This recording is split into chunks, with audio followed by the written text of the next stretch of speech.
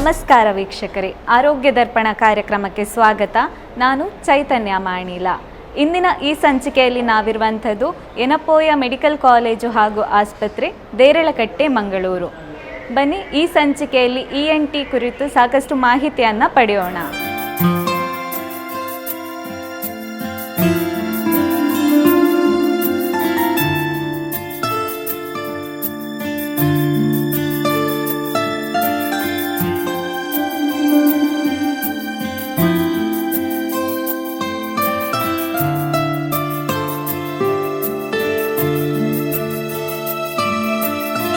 ವೀಕ್ಷಕರೇ, ಈ ಸಂಚಿಕೆಯಲ್ಲಿ ನಮ್ಮ ಜೊತೆಗಿದ್ದಾರೆ doctor Vijayalakshmi Subrahmanya, department of ENT, Yenepoya medical college ಹಾಗೂ ಆಸ್ಪತ್ರೆ, ದೇರಳಕಟ್ಟೆ, ಮಂಗಳೂರು.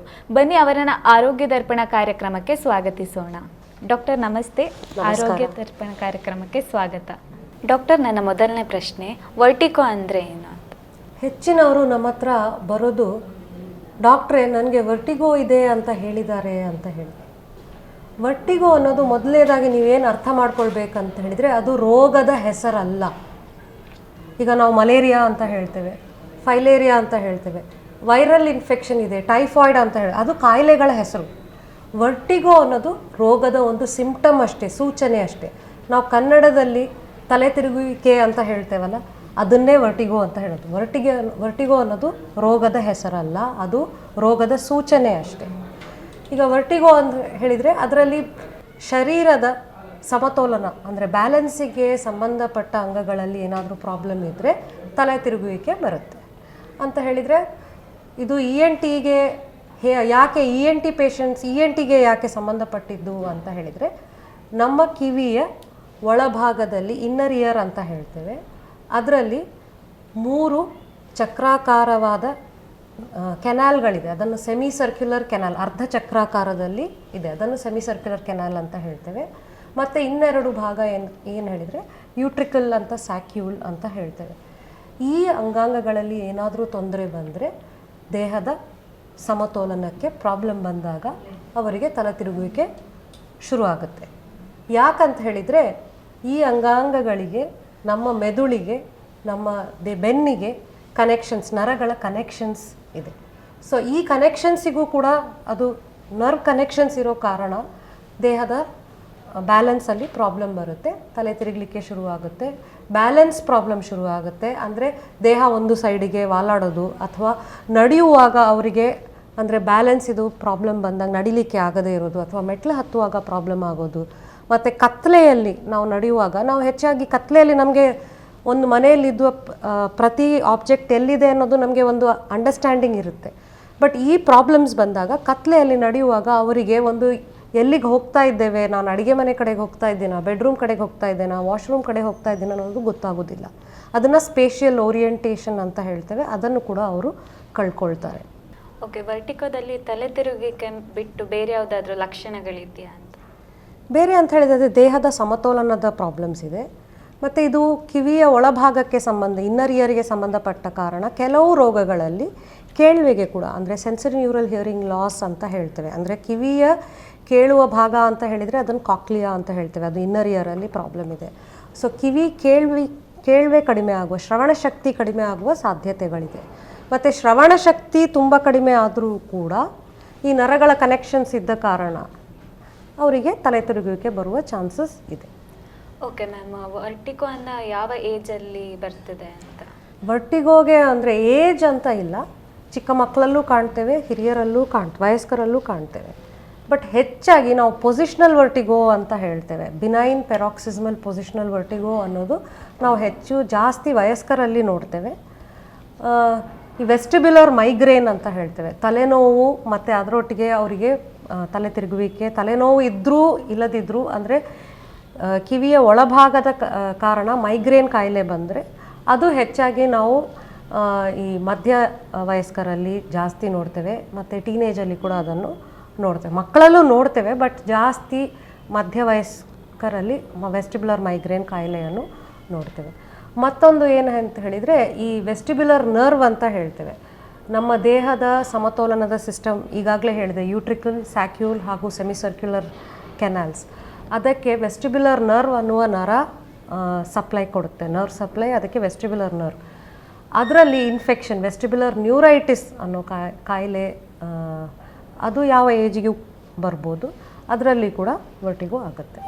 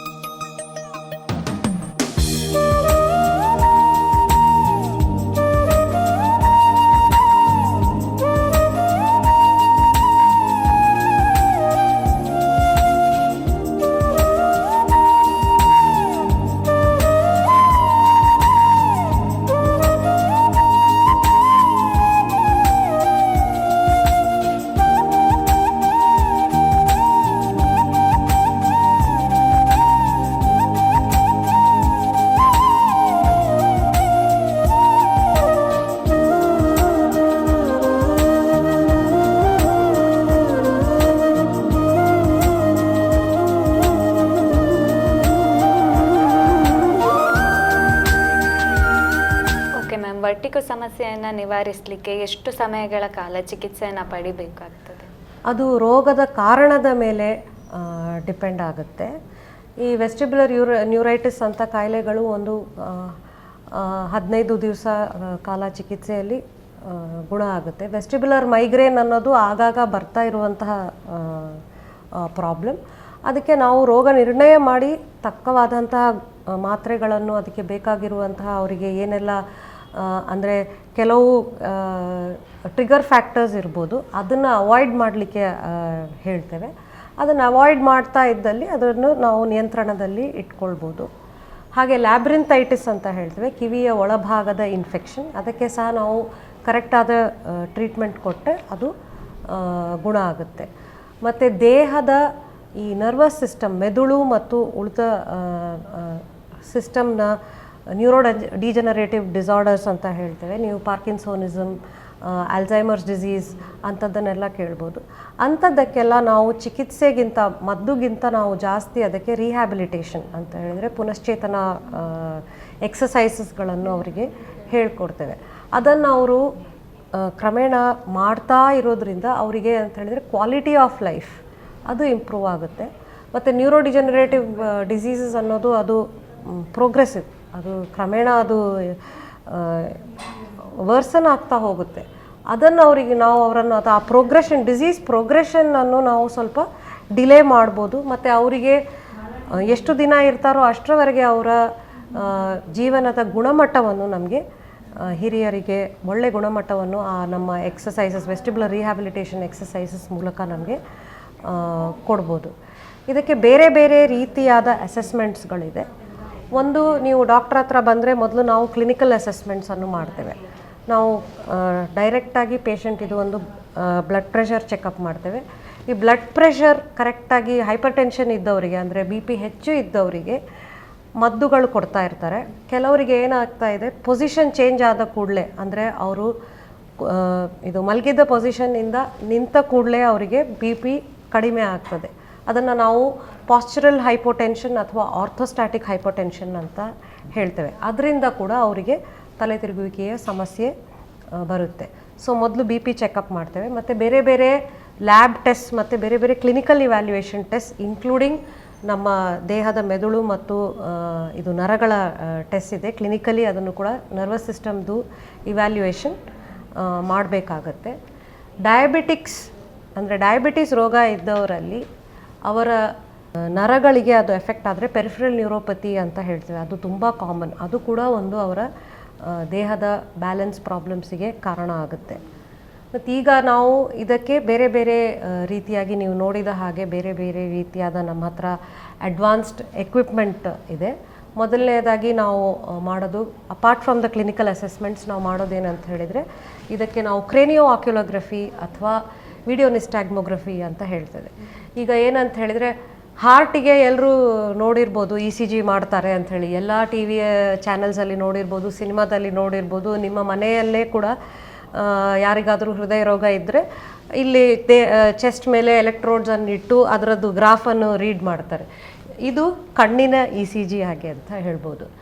ಅಂತ ಹೇಳಿದರೆ ವರ್ಟಿಗೋ ಇದ್ದವರಿಗೆ, ಈ ಬ್ಯಾಲೆನ್ಸ್ ಪ್ರಾಬ್ಲಮ್ಸ್ ಇದ್ದವರಿಗೆ ನಮ್ಮ ಕಿವಿಯ ಒಳಭಾಗ, ಮೆದುಳು, ಕಣ್ಣಿಗೆ ಕನೆಕ್ಷನ್ಸ್ ಇರೋದ್ರಿಂದ ಐ ಮೂವ್ಮೆಂಟ್ಸಲ್ಲಿ, ಕಣ್ಣಿನ ಚಲನಕ್ರಿಯೆಗಳಲ್ಲಿ ಪ್ರಾಬ್ಲಮ್ಸ್ ಬರುತ್ತೆ. ಆ ಸಣ್ಣ ಸೂಕ್ಷ್ಮವಾದ ಕಣ್ಣಿನ ಮೂಮೆಂಟ್ಸ್ ಅನ್ನು ಕೂಡ ನಮಗೆ ಈ ಕ್ರೇನಿಯೋ ಆಕ್ಯುಲೋಗ್ರಫಿಯ ಮೂಲಕ ನಮಗೆ ನೋಡಿ ನಮಗೆ ಏನು ಕಾಯಿಲೆ, ಯಾವ ರೀತಿಯಾದ ಕಾಯಿಲೆ ಇರ್ಬೋದು ಅನ್ನೋದನ್ನು ಕಂಡುಹಿಡಿಬೋದು. ಅದು ಕ್ರೇನಿಯೋ ಆಕ್ಯುಲೋಗ್ರಫಿ ಮತ್ತು ವಿಡಿಯೋ ನಿಸ್ಟಾಗ್ಮೋಗ್ರಫಿ ಅಂತ ಹೇಳ್ತೇವೆ. ಇದರಲ್ಲಿ ಬೇರೆ ಬೇರೆ ರೀತಿಯ ಟೆಸ್ಟ್ಸ್ ಇದೆ. ನೀವೀಗ ನೋಡಿರ್ಬೋದು, ಅದರಲ್ಲಿ ಇದ್ದ ಚುಕ್ಕೆ ಈ ಕಡೆಯಿಂದ ಆ ಕಡೆ, ಮೇಲ್ಗಡೆಯಿಂದ ಕೆಳಗೆ ಹೋಯಿತು. ಮತ್ತು ಒಂದು ಸಲ ಕಣ್ಣನ್ನು ಮುಚ್ಚಿ ನಾವು ಟೆಸ್ಟ್ ಮಾಡಿದ್ವಿ, ಚೇರಲ್ಲಿ ಕೂತ್ಕೊಳ್ಳಿಸಿ ನಾವು ರೊಟೇಷನ್ ಮಾಡಿ ಟೆಸ್ಟ್ ಮಾಡಿಸಿದ್ವಿ. ಮತ್ತು ಅದು ಆ ಟಾರ್ಗೆಟನ್ನು ಫಾಲೋ ಮಾಡಿ ಅಂತ ಹೇಳಿದ್ವಿ. ಅದರಲ್ಲಿ ನೀವು ಈಗ ಝೀಬ್ರಾ ಕ್ರಾಸಿಂಗ್ ಥರ ಕಪ್ಪು ಬಿಳಿ ಲೈನ್ಸ್ ಬಂದಿದ್ದನ್ನು ನೀವು ನೋಡಿದ್ರಿ. ಅದು ಬೇರೆ ಬೇರೆ ಸ್ಟಿಮ್ಯುಲಸ್ ಅಂತ ಹೇಳ್ತೇವೆ, ಆಪ್ಟೋಕೈನೆಟಿಕ್ ಸ್ಟಿಮ್ಯುಲಸ್ ಅಂತ ಹೇಳ್ತೇವೆ. ಬೇರೆ ಬೇರೆ ರೀತಿಯ ಸ್ಟಿಮ್ಯುಲಸ್ಗಳನ್ನು ಕೊಟ್ಟು ನಾವು ಕಣ್ಣಿನ ಚಲನಕ್ರಿಯೆಯನ್ನು ಅದರಲ್ಲಿ ನೋಡಿ ಅದರಲ್ಲಿ ಬರುವಂತಹ ಗ್ರಾಫನ್ನು ರೀಡ್ ಮಾಡಿದರೆ ನಮಗೆ ಇದು ಯಾವ ರೋಗ ಅಂತ, ಈ ಅವರ ಸಿಂಪ್ಟಮ್ಸ್ ಅಂದರೆ ತಲೆ ತಿರುಗುವಿಕೆಗೆ ಏನು ಕಾರಣ ಇರ್ಬೋದು ಅನ್ನೋದನ್ನು ನಮಗೆ ಪತ್ತೆ ಹಚ್ಬೋದು. ಮತ್ತು ನಮ್ಮ ಹತ್ರ ಇನ್ನೊಂದು ಟೆಸ್ಟ್ ಇದೆ ಅಂತ ಹೇಳಿದರೆ ಫಂಕ್ಷನಲ್ ಹೆಡ್ ಇಂಪಲ್ಸ್ ಟೆಸ್ಟ್. ನಾನೀಗ ಹೇಳಿದ ಹಾಗೆ ಪ್ರತಿಯೊಂದು ಕಿವಿಯಲ್ಲಿ ಅರ್ಧಚಕ್ರಾಕಾರವಾದಂತಹ 3 ಸೆಮಿಸರ್ಕ್ಯುಲರ್ ಕೆನಾಲ್ ಇದೆ. ಸೊ ಒಬ್ಬ ಮನುಷ್ಯನಿಗೆ 2 ಕಿವಿ, 3 ಅಂದರೆ 6 ಸೆಮಿಸರ್ಕ್ಯುಲರ್ ಕೆನಾಲ್ಸ್ ಇದೆ. ಅದು ಬೇರೆ ಬೇರೆ ಪ್ಲೇನ್ಸಲ್ಲಿದೆ. ಪ್ರತಿಯೊಂದು ಸೆಮಿಸರ್ಕ್ಯುಲರ್ ಕೆನಾಲ್ನ ಫಂಕ್ಷನನ್ನು ನಮಗೆ ಫಂಕ್ಷನಲ್ ಹೆಡ್ ಇಂಪಲ್ಸ್ ಟೆಸ್ಟ್ ಮೂಲಕ ಮಾಡ್ಬೋದು. ಮತ್ತೊಂದು ಟೆಸ್ಟ್ ಅಂತ ಹೇಳಿದರೆ ಕ್ರೇನಿಯೋ ಕಾರ್ಪೋಗ್ರಫಿ ಅಂತ ಇದೆ. ನಮ್ಮ ತಲೆಯ ಚಲನೆ ಹಾಗೂ ದೇಹದ ಕೆಲವು ಚಲನೆಗಳಲ್ಲಿ ಯಾವ ರೀತಿಯ ಬದಲಾವಣೆ ಆಗುತ್ತೆ ಅಂತ ನೋಡುವಾಗ ನಮಗೆ ನಮ್ಮ ದೇಹದ ಸೆಂಟ್ರಲ್ ನರ್ವಸ್ ಸಿಸ್ಟಮ್ ಹಾಗೂ ಬ್ರೈನ್ ಇದು ಏನಾದರೂ ಪ್ರಾಬ್ಲಮ್ಸ್ ಇದ್ದರೆ ನಮಗೆ ಅದರಲ್ಲಿ ಪತ್ತೆ ಹಚ್ಬೋದು. ಮತ್ತೊಂದು ಹೇಳಿದರೆ ಸ್ಟೆಬಿಲೋಮೆಟ್ರಿ ಅನ್ನೋ ಟೆಸ್ಟ್ ಇದೆ. ಸ್ಟೆಬಿಲೋಮೆಟ್ರಿ ಅಂತ ಹೇಳಿದರೆ ಅದರಲ್ಲಿ ಒಂದು ಪ್ಲ್ಯಾಟ್ಫಾರ್ಮ್ ಇರುತ್ತೆ, ಅದರ ಮೇಲೆ ಅವರು ನಿಂತು ನಾವು ಅವರ ದೇಹದ ಶರೀರದ ಬ್ಯಾಲೆನ್ಸ್, ಪಾಶ್ಚರ್ ಅಂದರೆ ನಾವು ದೇಹವನ್ನು ಇಟ್ಟುಕೊಳ್ಳುವಂತಹ ಒಂದು ಯಾವ ರೀತಿ ಇಟ್ಕೊಳ್ತೇವೆ. ಕೆಲವರು ಏನಾಗುತ್ತೆ ಒಂದು ಸೈಡಿಗೆ ಬಗ್ತಾರೆ, ವಾಲಾಡ್ತದೆ ಅವರಿಗೆ ದೇಹ. ಆ ಪಾಶ್ಚರ್, ಗೇಟ್ ಮತ್ತು ಬ್ಯಾಲೆನ್ಸ್ 3ಅನ್ನು ಚೆಕ್ ಮಾಡುವಂತಹ ಒಂದು ಎಬಿಲಿಟಿ ಆ ಸ್ಟೆಬಿಲೋಮೀಟರ್ಗೆ ಇದೆ. ಸೊ ಯಾವ ರೀತಿ ಅವರ ದೇಹ ಸ್ವೇ ಆಗುತ್ತೆ, ಯಾವ ಕಡೆ ವಾಲಾಡುತ್ತೆ, ಎಷ್ಟು ಫ್ರೀಕ್ವೆನ್ಸಿ ಅದರದ್ದು ವಾಲಾಡುತ್ತೆ ಅನ್ನೋದನ್ನು ಎಕ್ಸಾಕ್ಟಾಗಿ ಸ್ವೇ ಫ್ರೀಕ್ವೆನ್ಸಿ ಅಂತ ಹೇಳ್ತೇವೆ. ಅದನ್ನೆಲ್ಲ ಅದಕ್ಕೆ ಮೆಷರ್ ಮಾಡುವಂತಹ ಒಂದು ಎಬಿಲಿಟಿ ಇದೆ. ಸೊ ಸ್ಟೆಬಿಲೋಮೆಟ್ರಿಯಲ್ಲಿ ನಾವು ಅವರನ್ನು ಫರ್ಮ್ ಸರ್ಫೇಸ್ ಹಾಗೂ ಫೋಮ್ ಮೇಲೆ ನಿಲ್ಲಿಸಿ ಚೆಕ್ ಮಾಡುವಾಗ ನಮಗೆ ಬೇರೆ ಬೇರೆ ರೀತಿ ಕಾಯಿಲೆಗಳನ್ನು ಪತ್ತೆ ಹಚ್ಬೋದು. ಮತ್ತು ಅದರಲ್ಲಿ ಏನಂತ ಹೇಳಿದರೆ ಇನ್ನೊಂದು ಹೇಳಿದರೆ, ನಾನು ಈಗಾಗಲೇ ಹೇಳಿದ ಹಾಗೆ ರಿಹ್ಯಾಬಿಲಿಟೇಷನ್, ಪುನಶ್ಚೇತನಕ್ಕೆ ನಮಗೆ ಇರುವಂತಹ ಅದರಲ್ಲಿ ಆಟಗಳು, virtual reality based rehabilitation techniques ಅದರಲ್ಲಿದೆ. ನಾನು ನಿಮಗೆ ಅದರದ್ದು ವೀಡಿಯೋಸ್ ಕೂಡ ತೋರಿಸ್ತೇನೆ ನಾನೀಗ. ಅದರಲ್ಲಿ ನಿಂತು ಅವರು ಪ್ರತಿದಿನ ಬಂದು ನಮ್ಮಲ್ಲಿ ಬರುವವರಿದ್ದಾರೆ, 20 ನಿಮಿಷ, ಅರ್ಧ ಗಂಟೆ. ಅದರಲ್ಲಿ ಅದೊಂದು ಆಟ ಇದ್ದ ಹಾಗೆ, ಅದನ್ನು ವಿಡಿಯೋ ಗೇಮ್ಸ್ ಆಡೋದನ್ನು ನೀವು ಮಕ್ಕಳು ನೋಡಿರ್ಬೋದು, ಆ ಥರ ಆಟ ಇದ್ದ ಹಾಗೆ. ಬಟ್ ಅದರಲ್ಲಿ ದೇಹದ ಸಮತೋಲನ ಹಾಗೂ ಅವರಿಗೆ ಈ ಮಸಲ್ಸ್ ಮತ್ತು ನರ್ವ್ಸಿದು ಸ್ಟ್ರೆಂಗ್ತನ್ನು ಇಂಪ್ರೂವ್ ಮಾಡಲಿಕ್ಕೆ ಅದು ಒಂದು ಅವಕಾಶ ಮಾಡಿಕೊಡುತ್ತೆ. ಅದರಿಂದ ದೇಹದ ಸಮತೋಲನ ಅವರಿಗೆ ಇಂಪ್ರೂವ್ ಆಗುತ್ತೆ ರೆಗ್ಯುಲರಾಗಿ ಮಾಡ್ತಾ ಹೋದರೆ. ಸೊ ಅದರಲ್ಲಿ ಅವರಿಗೆ ಬೇಗ ಅದನ್ನು ನಮಗೆ ಗುಣ ಮಾಡಲಿಕ್ಕಾಗುತ್ತೆ.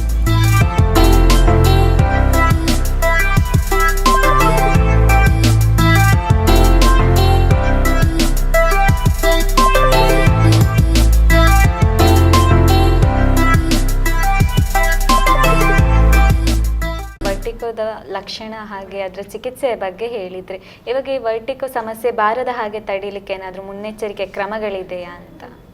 ಯಾವುದೇ ಸಮಸ್ಯೆ ನಮಗೆ ಬರದೇ ಇರೋದ್ರಲ್ಲಿ ನಾವು ಹೇಳೋದು ಅಂತ ಹೇಳಿದರೆ ನಮ್ಮ ಜೀವನ ಶೈಲಿಯೇ.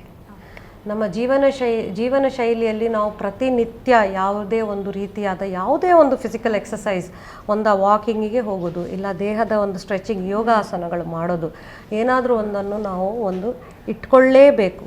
ಪ್ರತಿನಿತ್ಯ ಒಬ್ಬ ಮನುಷ್ಯ ಒಂದು ಅರ್ಧ ಗಂಟೆಯಾದರೂ ವ್ಯಾಯಾಮಕ್ಕೆ ಕೊಡಬೇಕು. ಯಾವುದೇ ರೀತಿ ಅವರಿಗೆ ಇಷ್ಟಪಟ್ಟ ಯೋಗಾಸನ ಮಾಡ್ಬೋದು, ಇಲ್ಲ ಜಿಮ್ಮಿಗೆ ಹೋಗಿ ಒಂದು ವ್ಯಾಯಾಮ ಮಾಡೋದು, ಅಥವಾ ಅವರಿಗೆ ಇಷ್ಟಪಟ್ಟ ಹಾಗೆ ಈಗ ಕೆಲವರು ಜುಂಬಾ ಕ್ಲಾಸಿಗೆ ಹೋಗ್ತಾರೆ, ಕೆಲವರು ಡಾನ್ಸ್ ಮಾಡ್ತಾರೆ.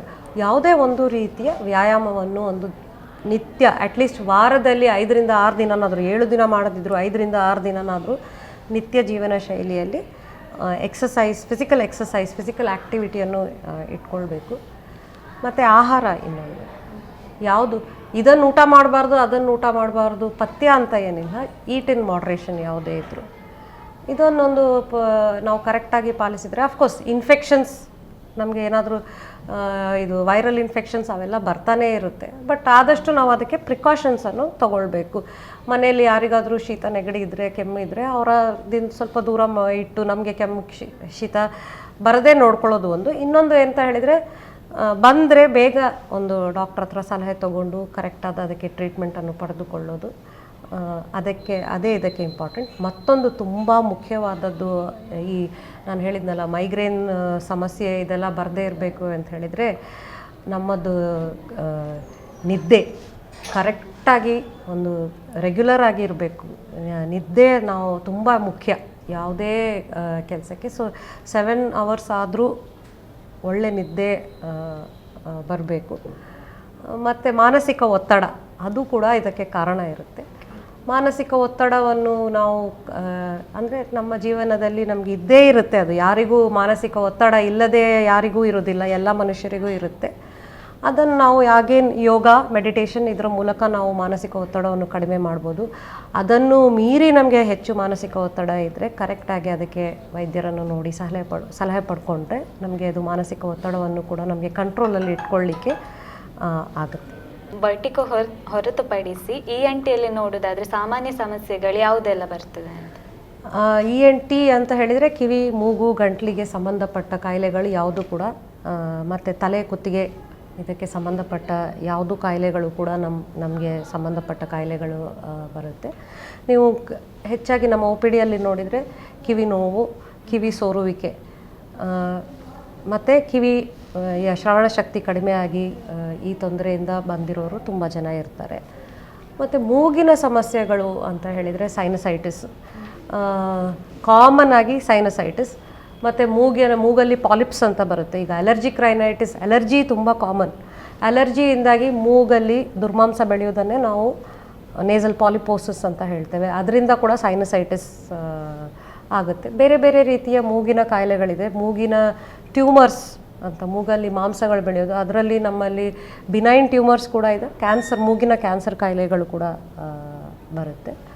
ಮತ್ತು ಬಾಯಿಯ ಪ್ರಾಬ್ಲಮ್ಸ್ ಅಂದರೆ ಗಂಟಲ ಪ್ರಾಬ್ಲಮ್ಸ್ ಅಂತ ಹೇಳಿದರೆ ಟಾನ್ಸಿಲೈಟಿಸ್, ಸಾಧಾರಣ ಟಾನ್ಸಿಲೈಟಿಸ್, ಫೆರಿಂಜೈಟಿಸ್ ಆದರೂ ಕಾಮನ್ ಆಗಿ ಬರೋದು. ಗಂಟಲಿನ ಬಾಯಿಯ ಕ್ಯಾನ್ಸರ್ಗಳು ತುಂಬ ಕಾಮನ್ ಆಗಿ ನಾವು ನೋಡ್ತಾ ಇರ್ತೇವೆ. ಥೈರಾಯ್ಡ್ ಸಂಬಂಧಪಟ್ಟ ಕಾಯಿಲೆಗಳನ್ನು ನಾವು ನೋಡಿ ಅದಕ್ಕೆ ಕೂಡ ಶಸ್ತ್ರಚಿಕಿತ್ಸೆಯನ್ನು ಮಾಡ್ತೇವೆ. ಮತ್ತು ಈ ಸೈನಸ್ಸಲ್ಲಿ ಬರುವ ಕ್ಯಾನ್ಸರ್ ಅದಕ್ಕೂ ಕೂಡ ನಾವು ಚಿಕಿತ್ಸೆ ಮಾಡ್ತೇವೆ. ಮತ್ತು ಅಂತ ಹೇಳಿದರೆ ಕೆಲವರಿಗೆ ಮೂಗೆ ಬೆಂಟ್ ಇರುತ್ತೆ. ಮೂಗಿನ ಒಳಗಿನ ಸೆಪ್ಟಮ್ ಮಾತ್ರ ಇಲ್ಲದೆ ಮೂಗಿನ ಹೊರಭಾಗದ್ದು ಕೂಡ ಕ್ರುಕೆಡ್ ನೋಸ್ ಅಂತ ಹೇಳ್ತೇವೆ. ಮೂಗೇ ಹೊರಗಿಂದ ಬೆಂಡ್ ಇರುತ್ತೆ. ಅದಕ್ಕೆ ರೈನೋಪ್ಲಾಸ್ಟಿ ಹೆಚ್ಚಿನವರು ತಿಳ್ಕೊಳ್ಳೋದು ಅದಕ್ಕೆ ಪ್ಲಾಸ್ಟಿಕ್ ಸರ್ಜನ್ ಮಾತ್ರ ಚಿಕಿತ್ಸೆ ಮಾಡೋದು ಅಂತ. ರೈನೋಪ್ಲಾಸ್ಟಿ ಚಿಕಿತ್ಸೆಯನ್ನು ನಾವು ENT ಡಿಪಾರ್ಟ್ಮೆಂಟಲ್ಲಿ ನಮ್ಮಲ್ಲಿ ಕೂಡ ಮಾಡ್ತೇವೆ. ಸೆಪ್ಟೋಪ್ಲಾಸ್ಟಿ ಮೂಗಿನ ಒಳಗಿದು ಕಂಬಗಳು ಬೆಂಡ್ ಇದ್ದರೆ ಅದಕ್ಕೆ ಕೂಡ ಸೆಪ್ಟಲ್ ಕರೆಕ್ಷನ್ ಅಂತ ಮಾಡ್ತೇವೆ. ಮತ್ತಿನ್ನು ಕಿವಿಯ ಇನ್ಫೆಕ್ಷನ್ಸ್, ಈ ಕಿವಿಗೆ ತಮಟೆ ಹರಿದಿರೋದು, ತಮಟೆಯಲ್ಲಿ ತೂತಾಗಿದೆ ಅಂತ ನೀವು ಕೇಳಿರ್ಬೋದು. ಅದಕ್ಕೆ ಕ್ರಾನಿಕ್ ಓಟೈಟಿಸ್ ಮೀಡಿಯಾ ಅಂತ ಹೇಳ್ತೇವೆ. ಅದಕ್ಕೆ ಕೂಡ ನಾವು ಟಿಂಪೆನೋಪ್ಲಾಸ್ಟಿ ಮುಂತಾದ ಶಸ್ತ್ರಚಿಕಿತ್ಸೆಗಳನ್ನು ಮಾಡ್ತೇವೆ. ಓಕೆ ಮ್ಯಾಮ್, ಮೂಗಿನ ಸಮಸ್ಯೆಯಲ್ಲಿ ಸೈನಸೈಟಿಸ್ ಬರ್ತದೆ ಅಂತ ಹೇಳಿದ್ರು. ಸೊ ಇದರದ್ದು ಲಕ್ಷಣಗಳೇನು ಮತ್ತು ಚಿಕಿತ್ಸೆಗಳು ಹೇಗೆ ಇರ್ತದೆ ಅಂತ? ಸೈನಸೈಟಿಸಲ್ಲಿ ಅಕ್ಯೂಟ್ ಸೈನಸೈಟಿಸ್, ಕ್ರಾನಿಕ್ ಸೈನಸೈಟಿಸ್ ಅಂತ ಇದೆ. ಅಕ್ಯೂಟ್ ಸೈನಸೈಟಿಸ್ ಅಂದರೆ ಅದು ಬರೀ ಶಾರ್ಟ್ ಡ್ಯೂರೇಷನ್, ಸ್ವಲ್ಪ ಕಾಲಕ್ಕೆ ಮಾತ್ರ ಇರುವಂತಹ ಸಿಂಪ್ಟಮ್ಸ್.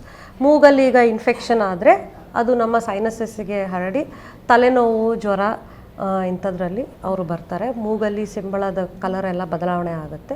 ಅದಕ್ಕೆ ನಾವು ಆ್ಯಂಟಿಬಯೋಟಿಕ್ಸ್ ಕೊಟ್ಟು ಟ್ರೀಟ್ ಮಾಡ್ತೇವೆ. ಈಗ ಕ್ರಾನಿಕ್ ಸೈನಸೈಟಿಸ್ ಅಂದರೆ ದೀರ್ಘಕಾಲಕ್ಕೆ ಅವರಿಗೆ ಪ್ರಾಬ್ಲಮ್ ಇರೋದು. ಹೆಚ್ಚಿನವರಿಗೆ ತಲೆನೋವಿದೆ ಪ್ರಾಬ್ಲಮ್ ಇರುತ್ತೆ. ಅದನ್ನು ಕರೆಕ್ಟಾಗಿ ನಾವು CT ಸ್ಕ್ಯಾನ್ ಮೂಲಕ, ಹೈ ರೆಸಲ್ಯೂಷನ್ CT ಸ್ಕ್ಯಾನ್ಸ್ ಇದೆ ನಮ್ಮಲ್ಲಿ. CT ಸ್ಕ್ಯಾನ್ ಮೂಲಕ ಯಾವ ಸೈನಸಸ್ ಇನ್ವಾಲ್ವ್ ಆಗಿದೆ ಅನ್ನೋದನ್ನು ನೋಡಿ ಅದಕ್ಕೆ ನಾವು ಅಲರ್ಜಿಯಿಂದ ಕೂಡ ಕ್ರಾನಿಕ್ ಸೈನಸೈಟಿಸ್ ಆಗುತ್ತೆ, ಇನ್ಫೆಕ್ಷನ್ಸ್ ಇಂದ ಕೂಡ ಕ್ರಾನಿಕ್ ಸೈನಸೈಟಿಸ್ ಆಗುತ್ತೆ. ಅದಕ್ಕೆ ತಕ್ಕಾದಂಥ ಆ್ಯಂಟಿ ಅಲರ್ಜಿಕ್ ಟ್ರೀಟ್ಮೆಂಟ್ ಹಾಗೂ ಶಸ್ತ್ರಚಿಕಿತ್ಸೆ, ಫಂಕ್ಷನಲ್ ಎಂಡೋಸ್ಕೋಪಿಕ್ ಸೈನಸ್ ಸರ್ಜರಿ ಅಂತ ಮಾಡ್ತೇವೆ. ಸೊ ಅದರಿಂದ ನಮಗೆ ಒಳ್ಳೆಯವರಿಗೆ ರಿಸಲ್ಟ್ಸ್ ಕೊಡ್ಬೋದು. ಓಕೆ ಮ್ಯಾಮ್, ಓವರಲ್ ಆಗಿ ನೋಡೋದಾದರೆ ಮೂಗು, ಕಿವಿ ಮತ್ತು ಗಂಟಲಿದ ಆರೋಗ್ಯ ಕಾಪಾಡಬೇಕಂದ್ರೆ ಯಾವೆಲ್ಲ ರುಟೀನ್ ಫಾಲೋ ಅಪ್ ಮಾಡಬೇಕಾಗ್ತದೆ ನಾವು?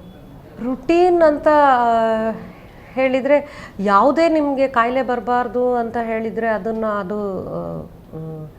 ಹಾಗೆ ಹೇಳಲಿಕ್ಕಾಗೋದಿಲ್ಲ. ಮನುಷ್ಯ ಅಂದಮೇಲೆ ಏನಾದರೂ ಒಂದು ಪ್ರಾಬ್ಲಮ್ಸ್ ಬಂದೇ ಬರುತ್ತೆ. ಅದಕ್ಕೆ ಕರೆಕ್ಟಾಗಿ ನಾವು ವೈದ್ಯರ ಹತ್ರ ಸಲಹೆಯನ್ನು ಪಡ್ಕೊಂಡು ಟ್ರೀಟ್ಮೆಂಟ್ ಮಾಡ್ಕೊಳ್ಳೋದು. ಅಂದರೆ ಅದು ಕಾಯಿಲೆ ಬೆಳೆಯುವ ತನಕ ಕಾಯದೆ ಬೇಗನೆ ನೀವು ಅದಕ್ಕೆ ಕ್ರಮ ತಗೊಂಡು ವೈದ್ಯರ ಸಲಹೆ ಪಡ್ಕೊಂಡ್ರೆ ಯಾವುದೇ ಪ್ರಾಬ್ಲಮ್ಗೆ ನಮಗೆ ಒಳ್ಳೆ ಟ್ರೀಟ್ಮೆಂಟ್ ಕೊಟ್ಟು ಅವರಿಗೆ ಒಳ್ಳೆ ರಿಸಲ್ಟ್ಸ್ ಕೊಡ್ಬೋದು. ಮತ್ತು ಇದೇ ನಾನು ಆಗಲೇ ಹೇಳಿದ ಹಾಗೆ ಕಾಯಿಲೆಗಳು ನಮಗೆ ಯಾವುದು ಅಂದರೆ ಆಗಾಗ ಬರದೇ ಇರಬೇಕು ಅಂತ ಹೇಳಿದರೆ ನಮ್ಮ ಜೀವನ ಶೈಲಿಯಲ್ಲೇ, ಅದರಲ್ಲಿ ಜೀವನ ಶೈಲಿಯೇ ಅದಕ್ಕೆ ಮುಖ್ಯ. ಜೀವನ ಶೈಲಿಯನ್ನು ನಾವು ಕರೆಕ್ಟಾಗಿ ಅದಕ್ಕೆ ಹೇಳೋದು ಒಂದು ಆಹಾರ, ಇನ್ನೊಂದು ವ್ಯಾಯಾಮ, ಇನ್ನೊಂದು ನಮ್ಮ ವಿಚಾರಗಳು, ಸ್ಟ್ರೆಸ್ ಮತ್ತು ಆ್ಯಂಗ್ಸೈಟಿ ಇದೆಲ್ಲ ಇದ್ದರೆ ಪ್ರಾಬ್ಲಮ್ಗಳು. ಸೊ ಇದನ್ನು ನಾವು ಕರೆಕ್ಟಾಗಿ ಇಟ್ಕೊಂಡ್ರೆ ನಮಗೆ ಆಗಾಗ ಕಾಯಿಲೆಗಳು ನಮಗೆ ಬರೋದಿಲ್ಲ. ಬಟ್ ಪ್ರಿವೆಂಟ್ ಮಾಡೋದು ಅನ್ನೋದು ಏನಂತ ಹೇಳಿದರೆ ನಮ್ಮ ಹೆಲ್ತ್ ಮತ್ತು ಹೈಜೀನ್ ಅಂತ ಹೇಳ್ತೇವೆ. ಕರೆಕ್ಟಾಗಿ ಹೈಜೀನಿಕ್ಕಾಗಿ ನಾವು ಆಹಾರ ತಗೊಳ್ಳೋದು, ಹೈಜೀನಿಕ್ಕಾಗಿ ನಾವು ಇದ್ದರೆ ಕಾಯಿಲೆಗಳು ಬರೋದು ಕಡಿಮೆ ಆಗುತ್ತೆ. ಡಾಕ್ಟರ್, ಈಗ ವಯಸ್ಸು ಹೆಚ್ಚಾಗೋದ್ರಿಂದ ಶರೀರದ ಸಮತೋಲನದ ಮೇಲೆ ಯಾವ ರೀತಿ ಪರಿಣಾಮ ಬೀರ್ತದೆ ಅಂತ? ನಮಗೆ ವಯಸ್ಸಾಗ್ತಾ ಏನಾಗುತ್ತೆ ಅಂತ ಹೇಳಿದರೆ ದೃಷ್ಟಿಶಕ್ತಿ, ನರಗಳ ಶಕ್ತಿ, ಮೆದುಳಿನ ಶಕ್ತಿ, ಇದೆಲ್ಲರದ್ದು ಶಕ್ತಿ ಕಡಿಮೆ ಆಗ್ತಾ ಹೋಗುತ್ತೆ. ನೀವು ಏನೇ ಮಾಡಿದರೂ ಕೂಡ ನಮಗೆ ಇದು ಕಾಲಿದು ನೀವು ನೋಡಿರ್ಬೋದು ವಯಸ್ಕರಲ್ಲಿ, ನನಗೆ ಕೈ ಕಾಲು ನೋವು ಬರ್ತಾ ಇದೆ, ನನಗೆ ಗಂಟು ನೋವು ಬರ್ತಾ ಇದೆ. ಬೋನ್ಸ್ ಕೂಡ ಏಜ್ ಆಗ್ತಾ ವೀಕ್ ಆಗ್ತಾ ಹೋಗುತ್ತೆ. ಸೊ ಯಾವಾಗ ನಮ್ಮ ಮಸಲ್ಸಲ್ಲಿರುವಂಥ ನಮ್ಮ ಮಾಂಸಖಂಡಗಳಿರುವಂತಹ ಶಕ್ತಿ ಕಡಿಮೆ ಆಗುತ್ತೋ, ನರಗಳ ಶಕ್ತಿ ಕಡಿಮೆ ಆಗುತ್ತೋ, ದೃಷ್ಟಿಶಕ್ತಿ ಕಡಿಮೆ ಆಗುತ್ತೋ, ಅದೇ ರೀತಿ ಶ್ರವಣ ಶಕ್ತಿಯು ಕೂಡ ಯಾವುದೇ ಒಂದು ದೇಹ ಕೂಡ ಒಂದು ಮಷಿನ್ ಇದ್ದ ಹಾಗೆ, ಯಾವುದು ಪರ್ಮನೆಂಟ್ ಕೆಲಸ ಮಾಡೋದಿಲ್ಲ. ವಯಸ್ಸಾಗ್ತಾ ಅದರದ್ದು ಶಕ್ತಿ ಸ್ವಲ್ಪ ಕಡಿಮೆ ಆಗ್ತಾ ಬಂದ ಕಾರಣ, ಆ ನರಗಳ ಆ್ಯಕ್ಟಿವಿಟಿ ಕಡಿಮೆ ಆದ ಕಾರಣ ಅವರಿಗೆ ಸಮತೋಲನದ ಪ್ರಾಬ್ಲಮ್ಸ್ ಶುರುವಾಗುತ್ತೆ. ಅದು ಶುರುವಾದಾಗ ನಾವು ಏನು ಮಾಡಬೇಕು ಅಂತ ಹೇಳಿದರೆ, ಕರೆಕ್ಟಾಗಿ ಅವರನ್ನೊಂದು ಅಸೆಸ್ಮೆಂಟ್ ಮಾಡಿ ಅವರಿಗೆ ಕರೆಕ್ಟಾದ ಒಂದು ವ್ಯಾಯಾಮಗಳನ್ನು ಹೇಳಿಕೊಟ್ರೆ, ಅಂದರೆ ಮಸಲ್ಸನ್ನು ಸ್ಟ್ರೆಂಗ್ತನ್ ಪಡಿಸೋದು, ಜಾಯಿಂಟ್ಸ್ ಬೋನ್ಸನ್ನು ಸ್ಟ್ರೆಂಗ್ತನ್ ಪಡಿಸೋದು, ಅವರಿಗೆ ಮತ್ತು ಕ್ಯಾಲ್ಶಿಯಮ್ನ ಕೊರತೆ ಅಥವಾ ವೈಟಮಿನ್ ಡಿದು ಕೊರತೆ ಅಥವಾ ಯಾವುದಾದ್ರೂ ಒಂದು ಪ್ರಾಬ್ಲಮ್ ಇದ್ದರೆ ಅದನ್ನು ನಾವು ಕರೆಕ್ಟಾಗಿ ಅದನ್ನು ಕಂಡುಹಿಡಿದು ಟ್ರೀಟ್ಮೆಂಟ್ ಕೊಟ್ಟು ಅವರಿಗೆ ಉಚಿತವಾದಂತಹ ಅದಕ್ಕೆ ಸೂಕ್ತವಾದಂತಹ ವ್ಯಾಯಾಮಗಳನ್ನು ಹೇಳಿಕೊಟ್ರೆ ಅವರಿಗೊಂದು ಕ್ವಾಲಿಟಿ ಆಫ್ ಲೈಫನ್ನು ಇಂಪ್ರೂವ್ ಮಾಡ್ಬೋದು. ಅವರು ಹೆಚ್ಚಿನ ದಿನ ತಮ್ಮ ಕೆಲಸಗಳನ್ನು ಇಂಡಿಪೆಂಡೆಂಟ್ ಆಗಿ ಮಾಡುವ ಹಾಗೆ ನಾವು ಅವರಿಗೆ ಮಾಡಬಹುದು. ಸೊ ಅದು ವಯಸ್ಕರಿಗೆ ದೃಷ್ಟಿಶಕ್ತಿಯ ಕಡಿಮೆ ಆದರೆ ಅದನ್ನು ಕೂಡ ಏನು ಪ್ರಾಬ್ಲಮ್ ಇದೆ, ಈಗ ಕ್ಯಾಟ್ರಾಕ್ಟ್ ಸರ್ಜರಿ ಆಗಲಿ ಅಂಥದ್ದೆಲ್ಲ ನಾವು ಮಾಡಿ ಅವರಿಗೆ ಕರೆಕ್ಟಾಗಿ ಕೊಟ್ಟರೆ ದೇಹದ ಬ್ಯಾಲೆನ್ಸ್ ಅವರಿಗೆ ಕರೆಕ್ಟಾಗಿರುತ್ತೆ. ಇಲ್ಲದಿದ್ದರೆ ಅದು ಕ್ರಮೇಣ ಅವರಿಗೆ ವರ್ಸನ್ ಆಗ್ತಾನೆ ಹೋಗುತ್ತೆ. ಅವರಿಗೆ ಮೆದುಳು ನರಗಳ ತೊಂದರೆ ಇದೆ, ಅದಕ್ಕೆ ಸೂಕ್ತವಾದಂಥ ಚಿಕಿತ್ಸೆಯನ್ನು ನಾವು ಕೊಡ್ಬೋದು ಮತ್ತು ಅದೇ ರೀತಿ ರಿಹ್ಯಾಬಿಲಿಟೇಷನನ್ನು ಮಾಡ್ಬೋದು. ಓಕೆ ಡಾಕ್ಟರ್, ಇವಾಗ ತಲೆ ತಿರುಗುವಿಕೆಯಿಂದ ಬಳಲ್ತಾ ಇರುವಂತಹ ಹಿರಿಯ ನಾಗರಿಕರು ತಲೆ ತಿರುಗಿ ಬೀರುವಂತಹ ಸಮಸ್ಯೆ ತುಂಬ ಇರ್ತದೆ.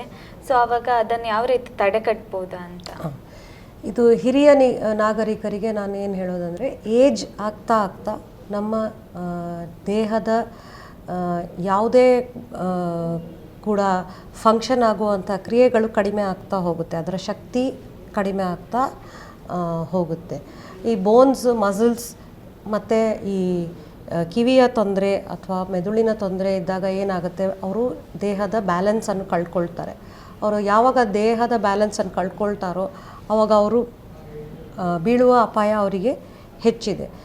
ಹಿರಿಯ ನಾಗರಿಕರು ಬಿದ್ದರೆ ಅವರಿಗೆ ಎಲುಬುಗಳು ಮುರುವಿಕೆ ಮತ್ತು ಅವರಿಗೆ ಶಸ್ತ್ರಚಿಕಿತ್ಸೆ ಮಾಡೋದು ಕಷ್ಟ. ಯಾಕಂದರೆ ಬೇರೆ ಹೃದಯ ರೋಗ, ಲಂಗ್ಸಿನ ರೋಗ ಇಂಥದ್ದೆಲ್ಲ ಏಜ್ ಆಗ್ತಾ ಆಗ್ತಾ ಕಾಯಿಲೆಗಳು ಕೂಡ ಜಾಸ್ತಿ.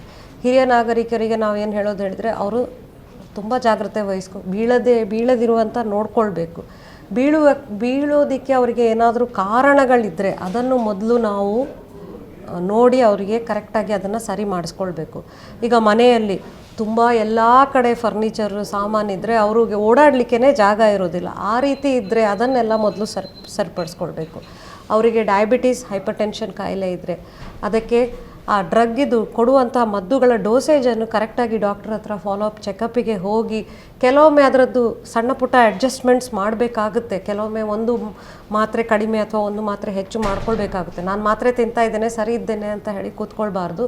ಮಾತ್ರೆ ಹೆಚ್ಚಾದರೂ ಕೂಡ ಈ ಪ್ರಾಬ್ಲಮ್ಗಳು ಬರುತ್ತೆ, ಕಡಿಮೆ ಆದರೂ ಕೂಡ ಬರುತ್ತೆ. ಮತ್ತು ಅವರಿಗೆ ಹೇಳಿರುವಂಥ ಡಯಟ್ ಏನೆಲ್ಲ ಅಡ್ವೈಸ್ ಮಾಡಿದಾರೋ ಅದನ್ನು ಕರೆಕ್ಟಾಗಿ ಫಾಲೋ ಮಾಡಿದರೆ ಅವರು ಈ ಸಣ್ಣ ಪುಟ್ಟ ಅಪಾಯಗಳನ್ನು ಆದರೆ ಅವರ ರಿಸ್ಕನ್ನು ಅವರು ಕಡಿಮೆ ಮಾಡ್ಕೊಳ್ಬಹುದು.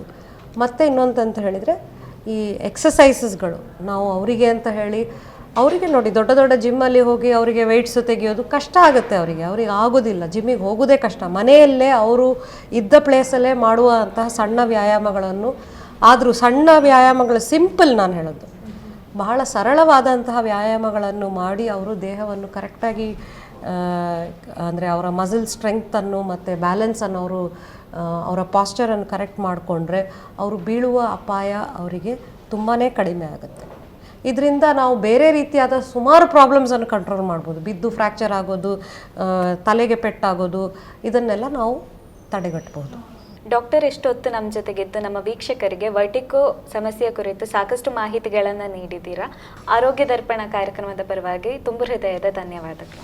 ಧನ್ಯವಾದಗಳು ನಿಮಗೆ. ವೀಕ್ಷಕರೇ, ಇಷ್ಟು ಹೊತ್ತು ವರ್ಟಿಗೋ ಸಮಸ್ಯೆಯ ಕುರಿತು ಪ್ರೊಫೆಸರ್ ಡಾಕ್ಟರ್ ವಿಜಯಲಕ್ಷ್ಮಿ ಸುಬ್ರಹ್ಮಣ್ಯ ಅವರು ಸಾಕಷ್ಟು ಮಾಹಿತಿಯನ್ನು ನೀಡಿದ್ದಾರೆ. ಇನ್ನೊಂದು ಸಂಚಿಕೆಯಲ್ಲಿ ಮತ್ತಷ್ಟು ವಿಚಾರದೊಂದಿಗೆ ಭೇಟಿಯಾಗೋಣ. ನಮಸ್ಕಾರ.